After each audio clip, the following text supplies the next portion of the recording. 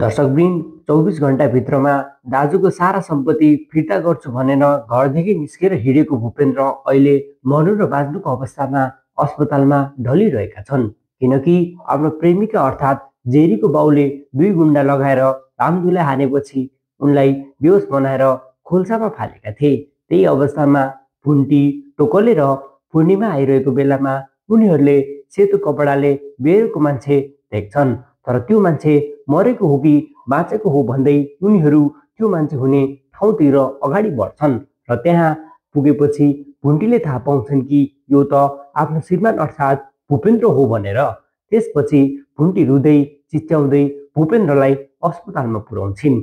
मेरो श्रीमानलाई के भयो, यो सबै कसले गर्यो भन्दै भूपेन्द्रलाई पुरै घचघचाउँदै थिइन्। तर भूपेन्द्र भने बेहोस अवस्थामा थिए।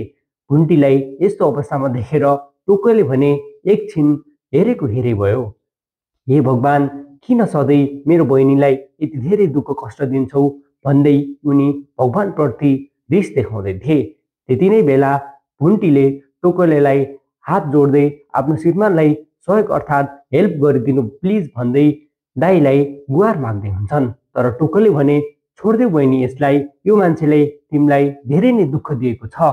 यति धेरै दुःख कष्ट हेला गरेको सबै कुरा बिर्स्यौ, अब यो मान्छे फेरि बाँच्यो भने त तिमीलाई झन् धेरै दुःख दिन्छ भन्दै टोकलेले आफ्नो बहिनीलाई सम्झाउँदै हुन्छन्। तर भुन्टी भने दाई म कसरी छोड्न सक्छु आफ्नो श्रीमानलाई यस्तो अवस्थामा भन्दै उनले आफ्नो दाईलाई गुहार माग्दै हुन्छन्।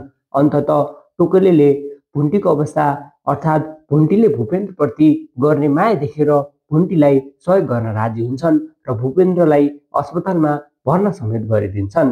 यति धेरै दुःख दिँदा पनि भुन्टी आफ्नो श्रीमानलाई अझै पनि धेरै नै माया गर्छिन्।